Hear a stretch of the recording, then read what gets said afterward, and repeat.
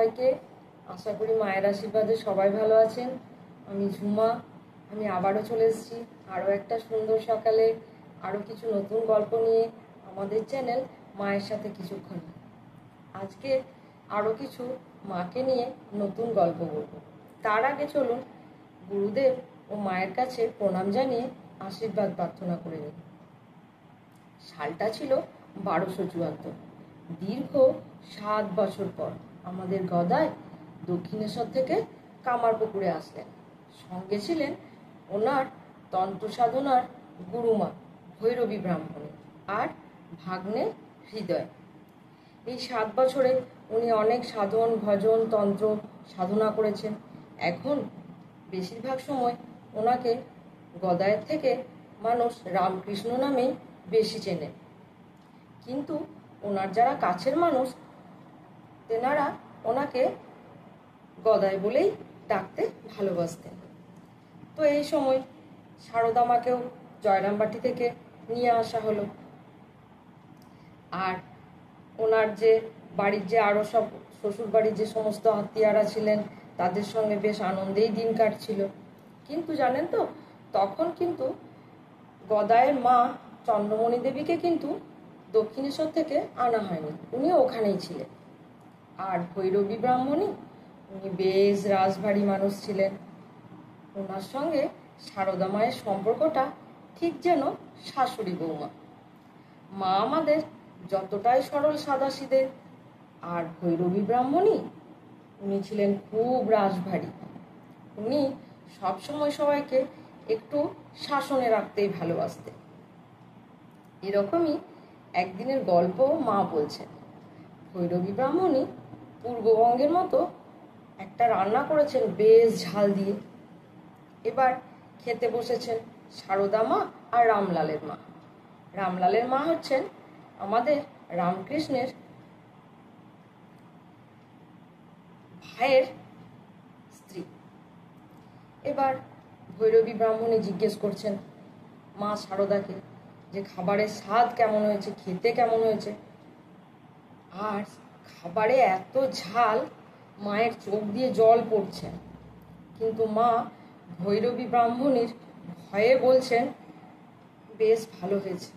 বলতে বলতে ঝালের চোটে মায়ের চোখ দিয়ে কিন্তু জল পড়ছে। ভৈরবী ব্রাহ্মণী কিন্তু সেদিকে খেয়াল করছেন না। তখন উনি রামলালের মাকে জিজ্ঞেস করছেন রান্না কেমন হয়েছে।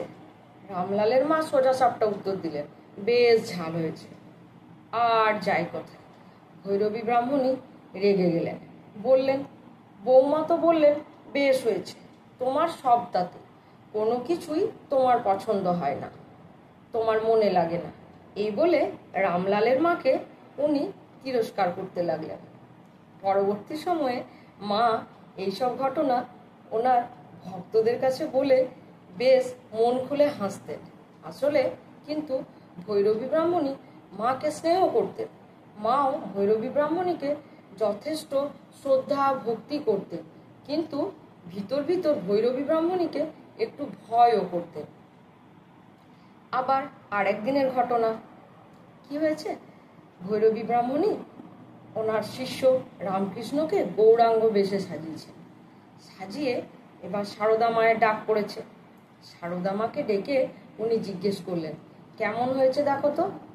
সারদা মা লজ্জা ভয় ভেতরে ভৈরবী ব্রাহ্মণীর সামনে এসছেন, আবার স্বামী তার সঙ্গে আছেন। উনি তখন বলছেন, স্বামীর দিকে তাকিয়ে দেখছেন, তখন আমাদের রামকৃষ্ণ গৌরাঙ্গ বেশে সেজে ভাবা বেশে চলে গেছেন। তখন সারদা মা কিছুটা ভয়ও পেয়ে গেছেন।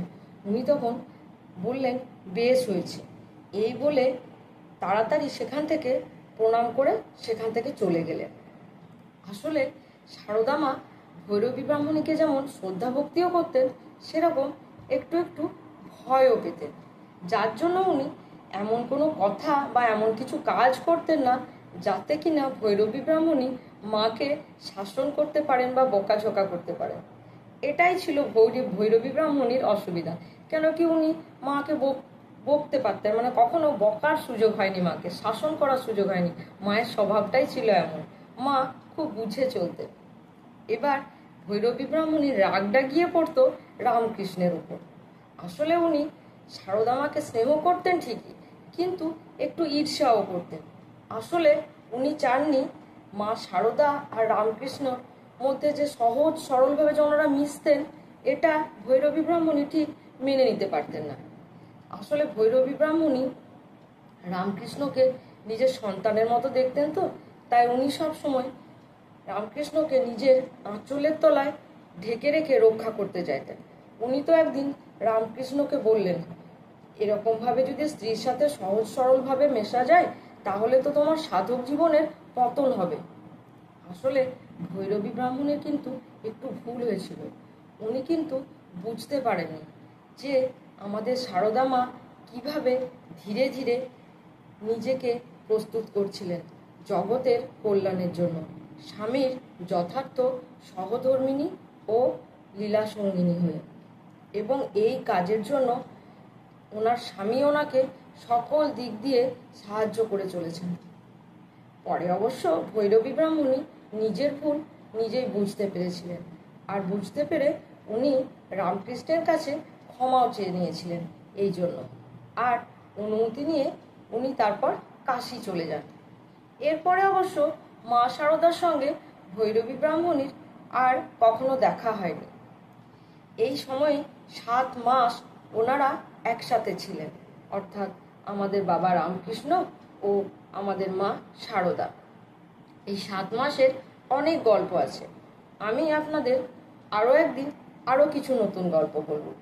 আজ তাহলে এ পর্যন্তই থাক। আমি আবারও আসবো আরও একটা সুন্দর সকালে আরও কিছু নতুন গল্প নিয়ে।